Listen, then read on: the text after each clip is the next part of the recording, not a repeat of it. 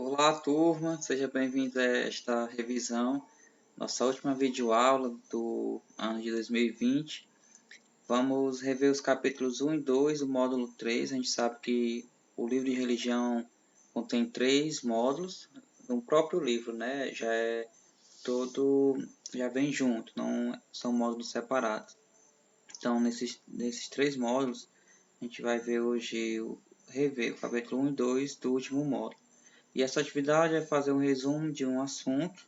Você escolhe os capítulo 1 ou 2, assim como você fez na atividade de inglês. Dentre várias coisas que nós vamos ver, você foca em uma e vai ali fazer aquele resumo, tá? Para a nossa acolhida, eu quero, antes da oração, começar com esse vídeo para que vocês possam fazer uma reflexão. As Três Peneiras. Olavo foi transferido de projeto.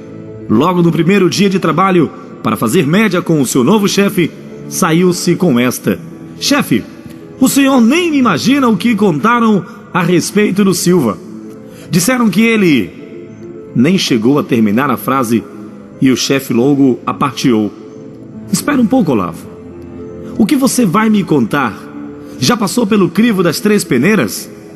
Peneiras? Que peneira, chefe? A primeira, Olavo, é a da verdade. Você tem certeza de que esse fato é absolutamente verdadeiro? Não, não tenho. Disse Olavo. Como posso saber? O que sei foi que me contaram, mas eu acho que... E novamente Olavo foi interrompido pelo chefe. Então a sua história já vazou a primeira peneira. Vamos então para a segunda peneira, que é a da bondade. O que você vai me contar? Você gostaria que os outros também dissessem ao seu respeito? Claro que não, chefe. Deus me livre, diz Olavo assustado. Então, continua o chefe, sua história vazou a segunda peneira. Vamos ver a terceira, que é a da necessidade. Você acha mesmo necessário me contar esse fato, ou mesmo passá-lo adiante, Olavo? Não, chefe. Pensando assim, pensando desta forma, vi que não sobrou nada do que eu iria contar. Pois é, Olavo. Já pensou como as pessoas seriam mais amigas, mais felizes, se todas usassem essas peneiras? Da próxima vez que surgir por aí um boato, submeta ao crivo das três peneiras: da verdade, bondade e da necessidade, antes de obedecer ao impulso de passá-lo adiante. Sabe por quê? Pessoas inteligentes falam sobre ideias. Pessoas comuns falam sobre coisas. Pessoas mesquinhas falam sobre pessoas.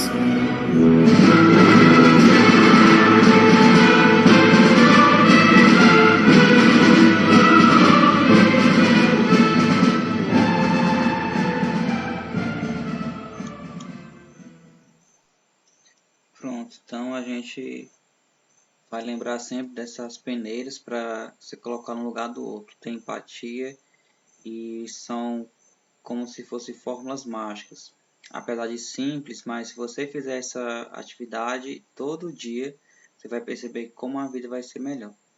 Vamos todos juntos rezar. Pai nosso que estais no céu, santificado seja o vosso nome. Venha a nós o vosso reino, seja feita a vossa vontade, assim na terra como no céu. O pão nosso de cada dia nos dai hoje, perdoai as nossas ofensas, assim como nós perdoamos a quem nos tem ofendido. E não nos deixeis cair em tentação, mas livrai-nos do mal. Amém. Ó minha Senhora, ó minha Mãe, eu me ofereço todo a vós, e em prova da minha devoção para convosco, vos consagro neste dia os meus olhos, os meus ouvidos, a minha boca, o meu coração, e inteiramente todo o meu ser, porque assim sou vosso, a incomparável Mãe.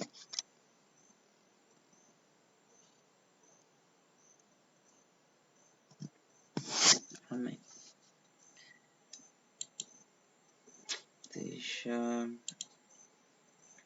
eu explicar para vocês, né, sobre a revisão. A gente vai ver os principais pontos, tá? Queria que vocês observassem tudo o que é muito importante, que vocês forem ver, obviamente, né?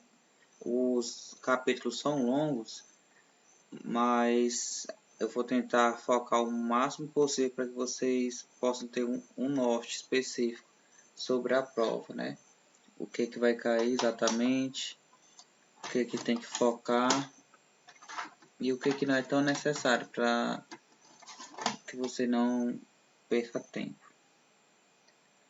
Então, só deixar o livro abrir, né? Hoje está custando.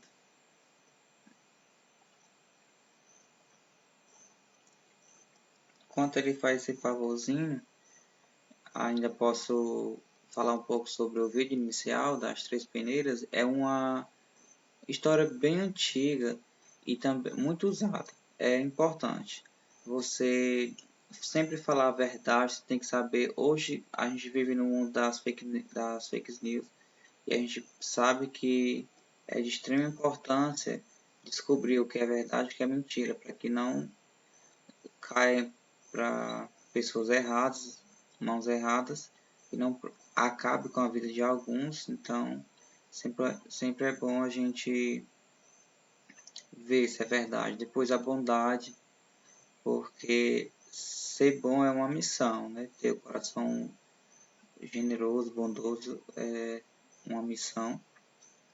E a necessidade. Sempre fazer as perguntas. Será que realmente isso é necessário? Será que o que vai influenciar? O que vai me trazer de bem essa ação? Enfim, gente, deu certo aqui, ó. Vamos lá, no capítulo 1, que é o que a gente vai ter essa noção, como falar para vocês, do que é necessário, não é tão necessário. Desculpa. Mas quando você olhar para esse tema, né, você já vai saber. Panorama religioso no Brasil. Ele vem falar sobre como a religião no nosso país, ela talvez seja formada, não só isso, mas quando se fala em panorama, é toda essa visão ampla, essa visão maior.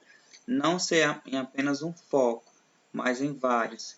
Você já sabe essa visão panorâmica do que significa isso. Até porque a própria imagem aqui ó, já tem essa ideia de... É como se fosse parte interna, parte externa, um lado e o outro. Essas esferas. Se for só de um lado, não vai ser uma visão panorâmica, não, que vai ser só tipo metade, né? Se for os dois, aí sim dá para ter uma compreensão maior. E é isso que a unidade quer trazer, uma compreensão maior sobre a religião no Brasil. As religiões, no caso.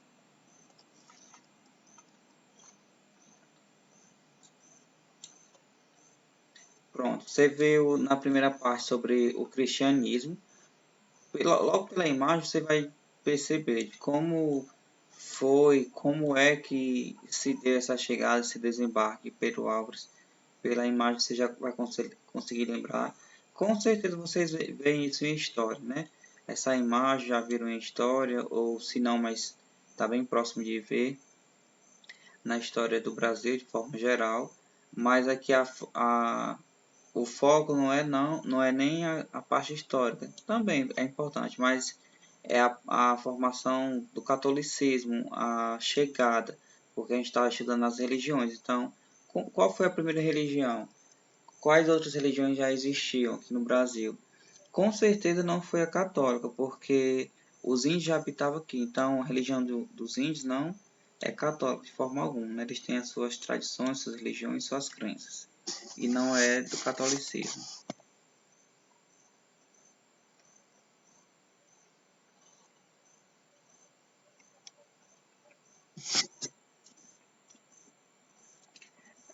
Essa parte de detalhes vocês vão ver depois, tá? Vocês vão fazer a leitura mais específica, mas estou adiantando que essa parte é importantíssima. Você saber como se deu a chegada do cristianismo aqui no país é importante. Mas sempre tem outros detalhes que vocês vão aprofundar, né? Porque vocês são muito tops, então vai dar certo. Aí, antes da própria religião católica, como falei para vocês, habitavam aqui os índios. Então, eles com os indígenas, com as suas tradições, com as suas religiões, suas crenças, ia formando assim também a religião. E essa espiritualidade ajuda também a descobrir que nós somos, que faz parte do país. Não tem como negar de forma alguma isso seria um crime absurdo, negar a religião, a crença de um índio, ou de qualquer outra pessoa.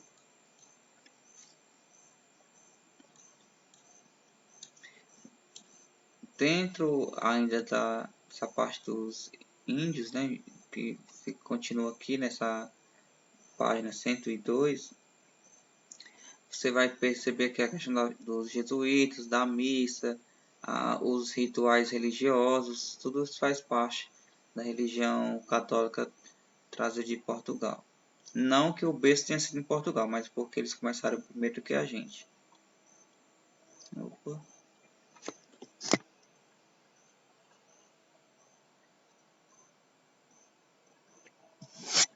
Sobre os africanos, que você também deve focar, tudo isso aqui é muito importante, né? Os 3 tópicos. A parte do catolicismo, a parte dos índios, a parte dos africanos. Você já tem essa ideia de que os africanos vindo da África, né, vieram para ser escravos, ok. Mas a gente não pode esquecer da cultura deles. Eles eram totalmente proibidos de praticar qualquer manifestação religiosa ou artística. Não podia de jeito nenhum, senão iria apanhar ainda mais, né? Iria ser agredido ainda mais. Porque naturalmente eles já eram agredidos, sem fazer nada, simplesmente porque alguém queria fazer isso. Tinha esse prazer de dominar. Isso é um absurdo, né? Mas acontecia. Mas aqui na parte religiosa a gente sabe que as origens, a origem não é a origem, a palavra que eu queria.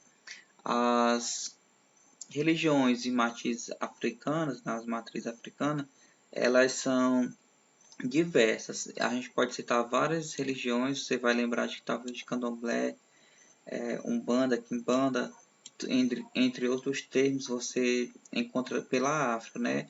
E quando os africanos vieram para o Brasil, eles não deixaram lá, vamos supor, vou deixar aqui na mala, vou esquecer uma bolsa com a minha religião. Obviamente não é assim.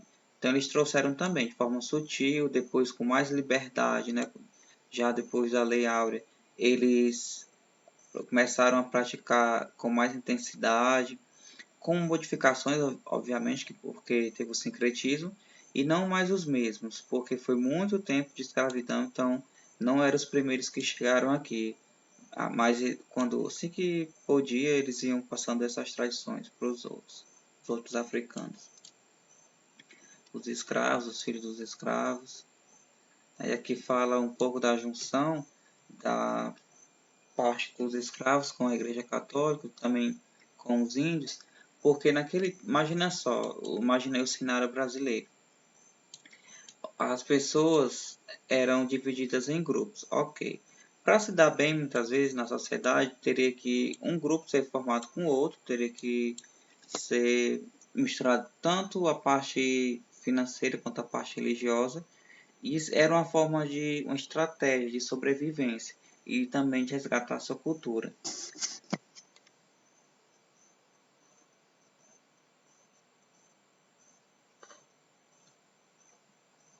Resgatar a cultura assim também como a religião.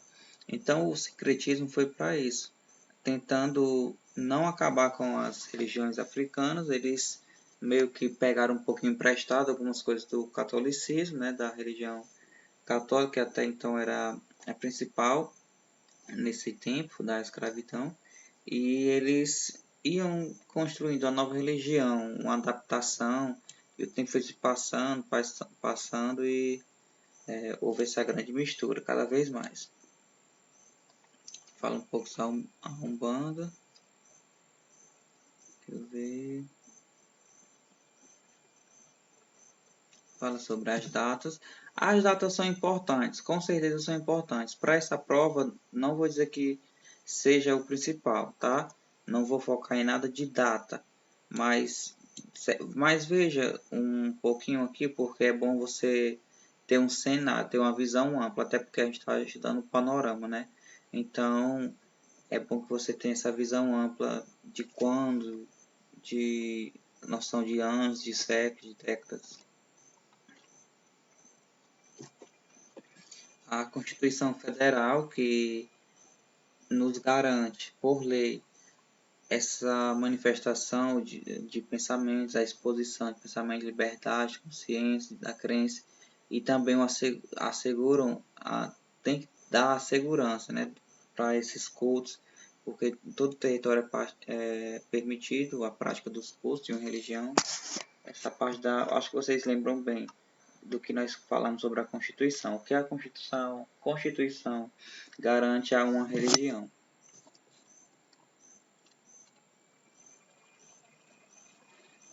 Esse quadro, como eu falei para vocês, do Portinari, é essencial para a gente entender um pouco sobre a chegada, né? A primeira missa no Brasil, esse cenário de... você observa as imagens, percebe que é tudo bem antigo, tudo bem sutil, tudo não é tão realista, né? As pinturas não eram tão realistas assim, mas as pessoas, o Cândido Portinari tem esse estilo, ele quis frisar os detalhes da missa em si, né? Não da obra.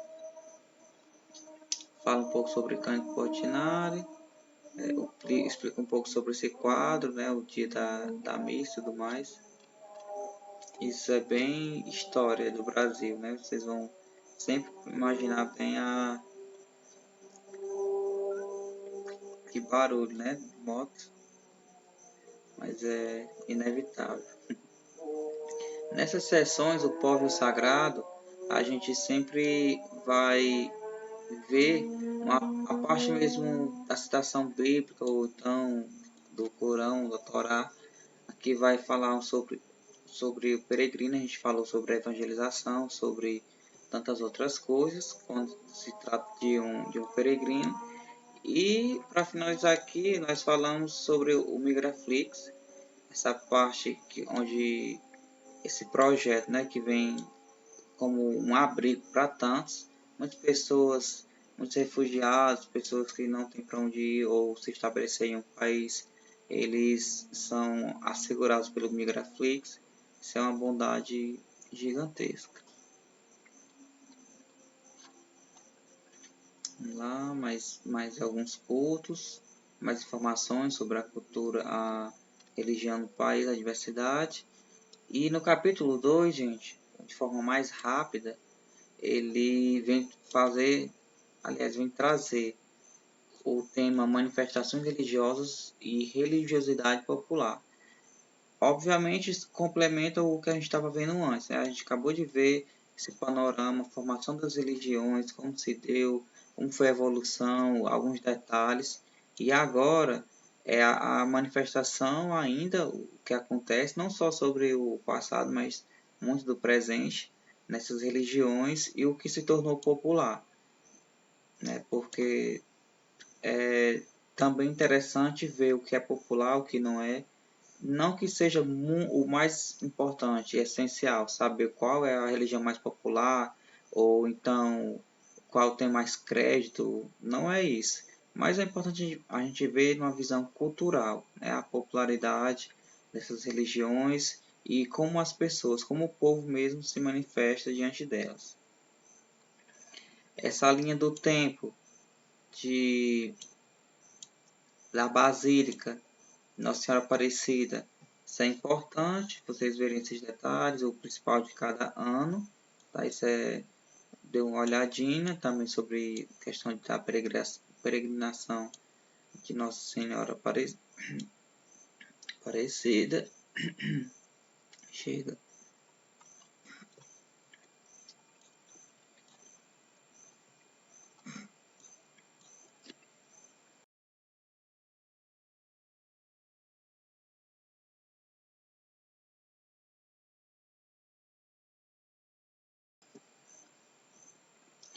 A imagem que eu sempre falei para vocês, né, que vocês vão ver por aí em outros lugares. Peraí, pronto. É da lavagem do Bonfim, já vi alguns quadros sobre isso. Isso é importante, tá? Vocês focarem aqui também.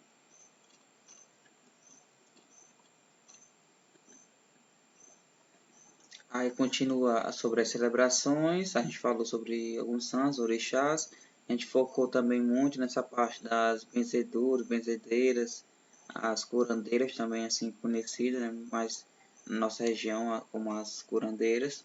Isso é importantíssimo você lembrar, que faz parte da nossa religião mesmo, da popularidade, essa prática.